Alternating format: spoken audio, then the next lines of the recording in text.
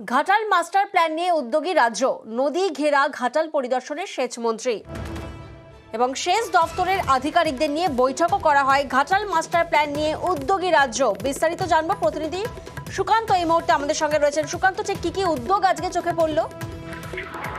দেখো, একাধিক কর্মসূচি নিয়ে রাজ্যের সেচ মন্ত্রী পার্থ ভৌমিক আজকে ঘাটাল মহকুমাতে এসেছিলেন। প্রথমে তিনি দাসপুরে যান এবং সেখানেও একটি ব্রিজের কাজ ঘুরে দেখেন।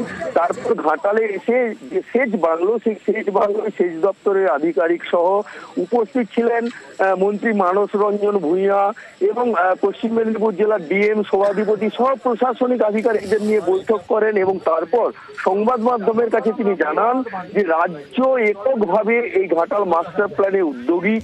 রাজ্যের মুখ্যমন্ত্রী মমতা বন্দ্যোপাধ্যায় তিনি জানিয়েছেন যে এককভাবে রাজ্য এই ঘাটাল মাস্টার প্ল্যান করবে, সেই রকম ভাবেই তারা এগাচ্ছেন। এক কথায় তিনি বলেন যে কেন্দ্র যেহেতু এই রাজ্যে এখনো সেইভাবে প্রভাব বিস্তার করতে পারছে না বা এই ঘাটালের উপরে তাদের ঘাটালের যেহেতু লোকাল সাংসদ রয়েছে তৃণমূলের, তার জন্য ঘাটালকে বঞ্চিত করে রেখেছেন। শুধু ঘাটাল নয়, পশ্চিম মেদিনীপুর জেলাকে বঞ্চিত করে রেখেছেন।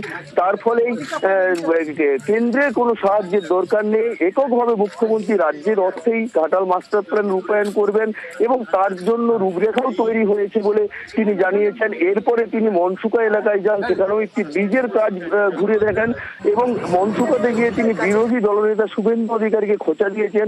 তিনি বলেন যে এই জেলার ভূমিপুত্র অথচ তিনি এই জেলার মানুষের জন্য কিচ্ছু দেখছেন না।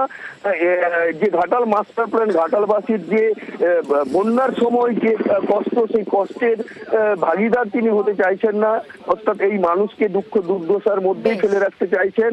এরপরে তিনি ঘাটাল থেকে অন্য কাজে অন্য জায়গায় রওনা হয়েছেন। পার্থ ভৌমিক এখন রাস্তায় বেরিয়েছেন, তিনি যাচ্ছেন অন্য দিকে।